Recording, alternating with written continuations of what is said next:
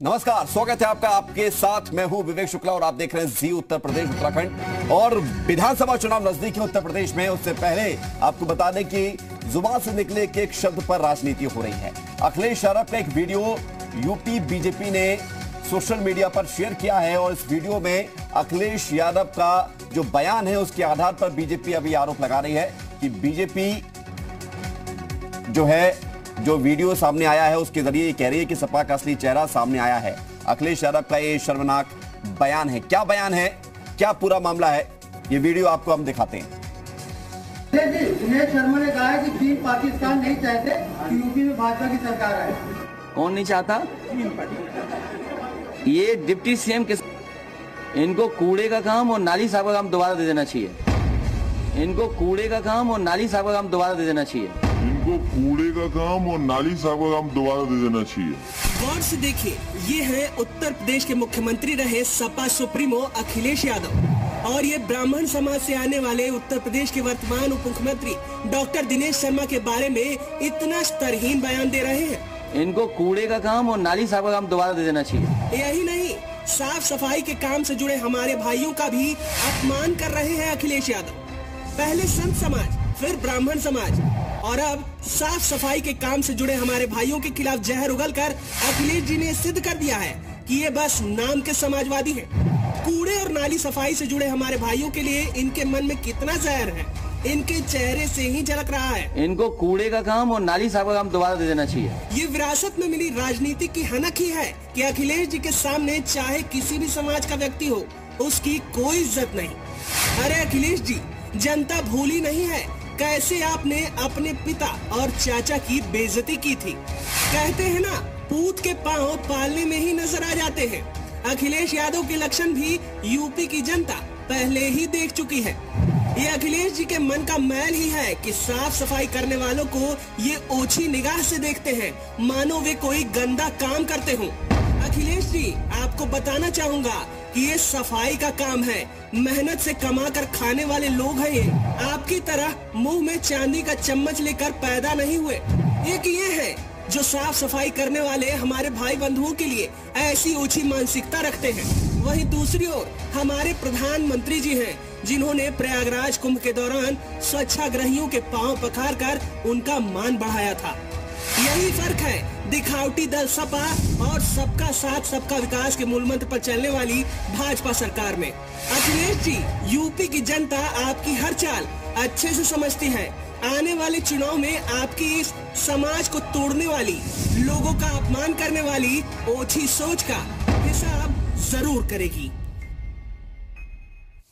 जी हाँ, तो ये वीडियो बीजेपी ने ट्विटर पर शेयर किया है, यूपी बीजेपी ने, और आरोप लगाया है कि अखिलेश यादव अपमान कर रहे हैं। इसी खबर पर हम प्रतिक्रिया भी लेते हैं। हमारे साथ भारतीय जनता पार्टी के प्रवक्ता राकेश त्रिपाठी जुड़ गए हैं, हमारे साथ समाजवादी पार्टी के प्रवक्ता मनोज काका जुड़ गए हैं फोन लाइन पर। और स्वागत है आप दोनों का। सबसे पहला सवाल मनोज काका जी आपसे, डिप्टी सीएम के बारे में ये कहना कि उनको नाली और सड़कों का काम दे देना चाहिए, साफ सफाई का, इसको आप किस नजरिए से इसकी वकालत करेंगे, कैसे जायज ठहराएंगी, क्यों जरूरत थी इसकी कहने की? देखिए, जो संदर्भ में आपके बातें कही गई और जो मैं सुन पा रहा हूँ, बेहद घृणित और अपमानजनक और बेहद ये राजनीतिक, और आप जितना भी इसकी निंदा कर ले, ये उस तरह का जो संदर्भ में जिस व्यक्ति ने भी बोला। और भारतीय जनता पार्टी से पूछना चाहती है समाजवादी पार्टी कि दलितों का और वंचितों का कब से आप हितैषी हो गए? चंद उद्योगपतियों के हाथों में गुलामी। नहीं मनोज काका जी, वो तो हितैषी हो गए, नहीं हो गए अलग बात है, लेकिन आप ये कह रहे हैं कि इनको वही काम दे देना चाहिए, नाली साफ करने का, सड़क साफ करने का। ये आप क्या हितैषी बता रहे हैं?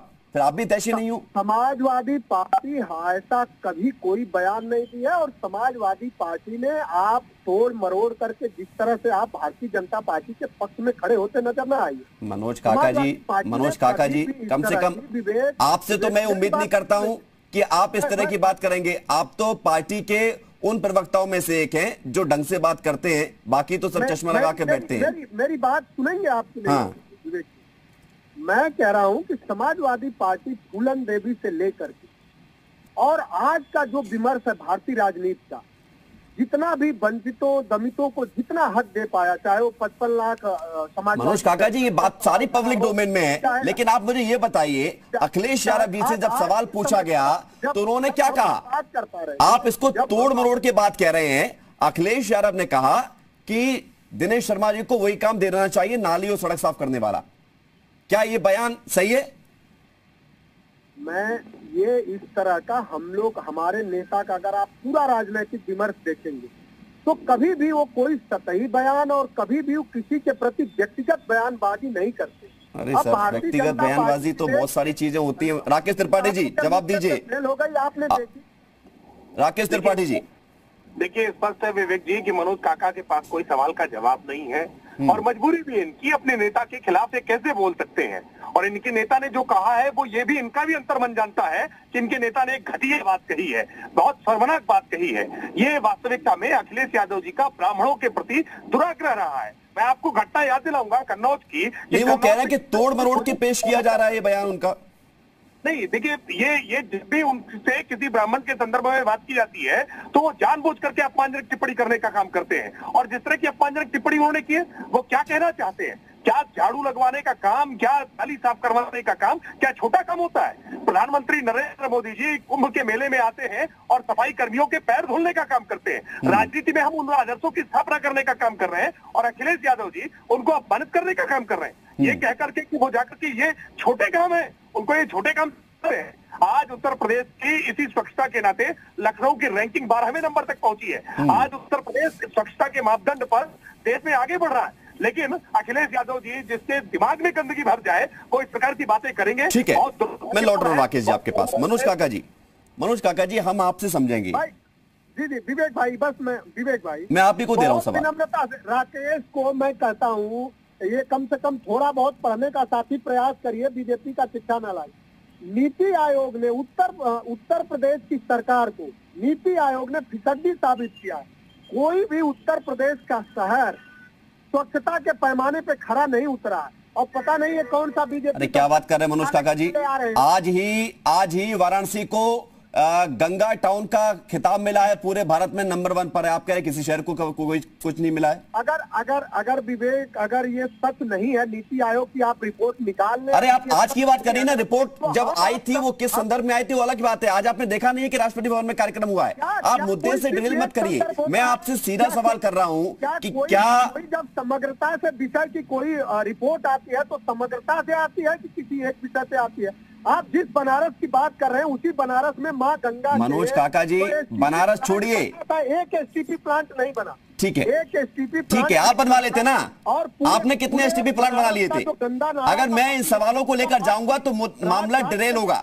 मनोज काका जी सीधा सवाल मैं आपसे पूछ रहा हूं कि क्या साफ सफाई करने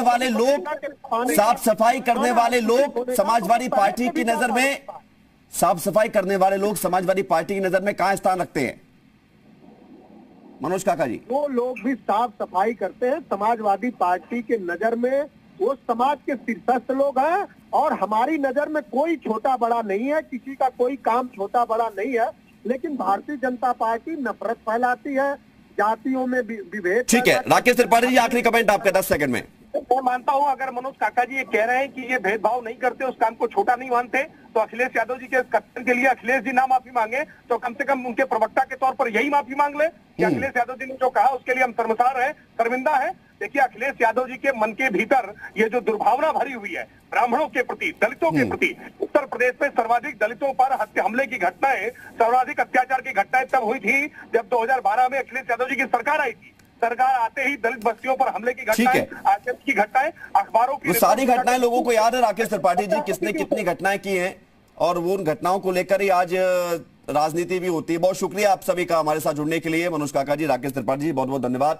और सवाल इस बात का है कि चुनावी जब मौसम हो तो मुंह से निकले एक एक शब्द जिसके कई मायने निकाले जा सकते हैं वो फिर भारी भी पड़ते हैं। छोटा सा ब्रेक है, यहां पर चल लौटते हैं।